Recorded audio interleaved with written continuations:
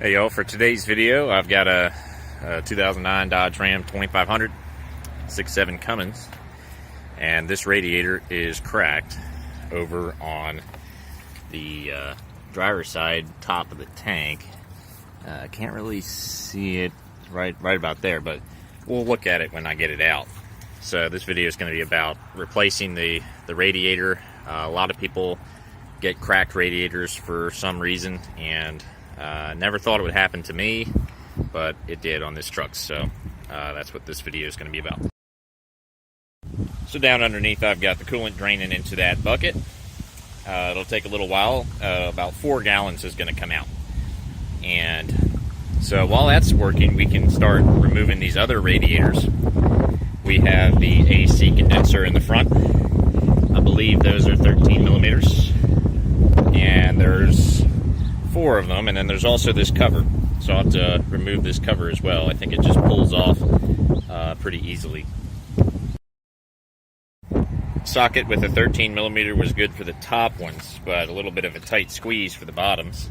You could use a wobbly, universal extension to get down in there, but I've got a ratcheting 13 millimeter wrench that's perfect for the bottom bolts. So here I have the AC condenser just kind of out of the way. Some people tie it off somewhere. It's fine right here because the only reason we needed to take it off was to get the intercooler out. So it can just sit right here, and we'll just be careful pulling the intercooler out. So to get the intercooler off, I've got a deep 11 millimeter for the intercooler boot bolts, and then up here there's a couple 10 millimeters as well, one on the other side also. So at that point the intercooler should just lift up and out of here, but what I'm actually going to do first is unbolt these top bolts for the radiator and remove this whole cross member, and that should make it easier to get it out. For the intercooler boot on the left side, I'm having to use a small socket extension to reach down over those AC lines and loosen it. It looks like the boots are going to be a little sticky, so it may be a challenge to actually get the intercooler off of the boots. Okay, here's our intercooler. It took a little bit of persuasion to get these clamps and the boots off, and unfortunately there is some oil in there, but this is an emissions truck, so I guess that could be normal. It could be from the EGR. I don't know if that makes any sense, but there's a decent bit of oil residue in there, which is not good to see. You know what? I think these trucks got something special that does this. It drops oil into the intake. I think they do. That's CCV or something like that. I don't know if that's it, but yeah, that could be the reason for that. Okay, so I'm still waiting on the coolant to drain. Here's a look at the leak. So that's a crack. It runs from on the top side of that ridge and then all the way down to the next ridge here, and then it's starting to crack here also. So it is at the top of the radiator. It didn't leak at all when I drove the truck around the block here to park it and work on it, but yeah, it was leaking pretty good the other day.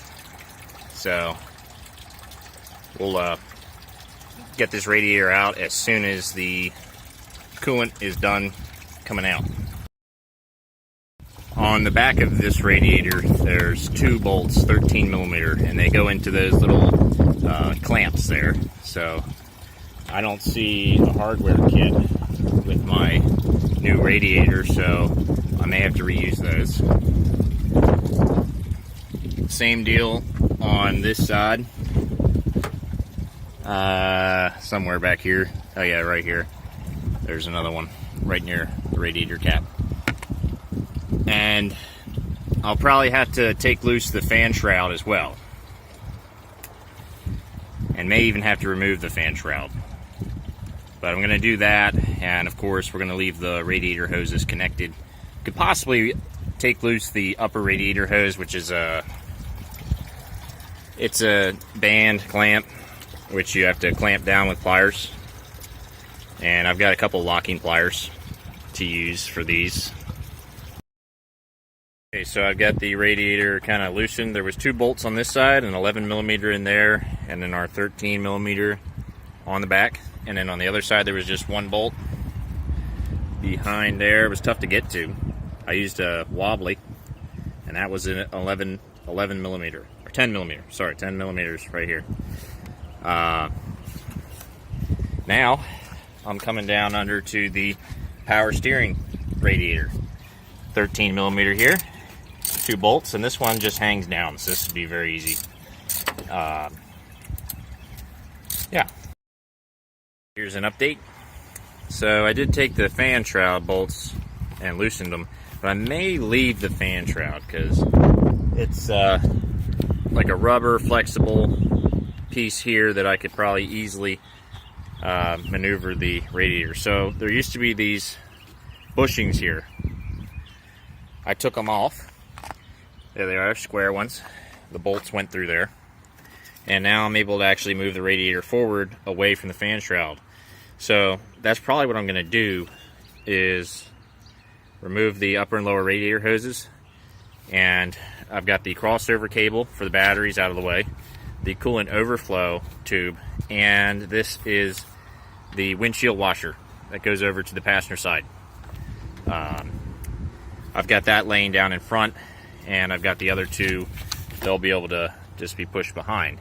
So I think I'll be able to remove the whole radiator this way and possibly leave this in place. Alright, upper radiator hose is off, and it's the clamp is clamped down like this. You don't want to let this go because you might not have a set of pliers big enough to clamp that down. So it's draining faster now, and overall the upper radiator hose is in good shape. No issues there. Okay, with both radiator hoses off and loosened and off of the radiator, we're going to be ready to lift this out. I'm going to, let's get rid of our cap, place it somewhere, and challenges.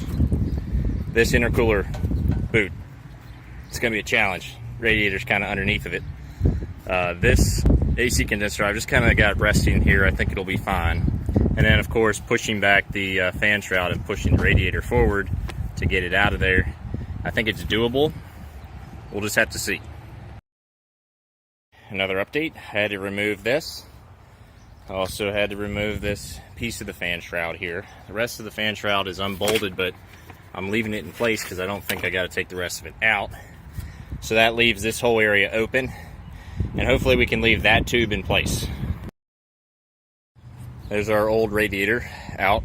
That was the hardest part, trying to get it out. These ends here and these pieces right here, which have little clamps on them, they were getting stuck. Actually, right here is what I'm talking about. Right here, down by the lower radiator hose. Right. Yeah, lower radiator hose right there. Really tough to get them up. I also loosened the coolant overflow and windshield waddle. Just loosened, didn't have to remove. Oh, and so they did send new hardware. These go right under on there. They'll screw right on like that. And there it goes. I'll get that, but and then these little guys will slide on here. You know, like so. Dang it. Alright. Right now I'm just trying to refill the radiator and take it on a test drive. So far it's been running for about 5 minutes. The engine's up to about 140 degrees. And I'm just hoping to get the rest of that coolant in there. Then we'll take it on a little spin. Oh, winds are really ripping. Could have more tornadoes today. I'm just cleaning up right now. Time to do our test drive. It's really hard to put coolant in the truck when the wind's blowing 20, 30 miles an hour. Alright, here we go for the test drive.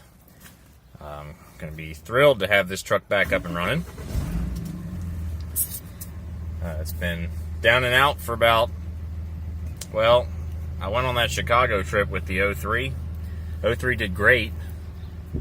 Put over 2,000 miles on the 03 in that 5-day weekend.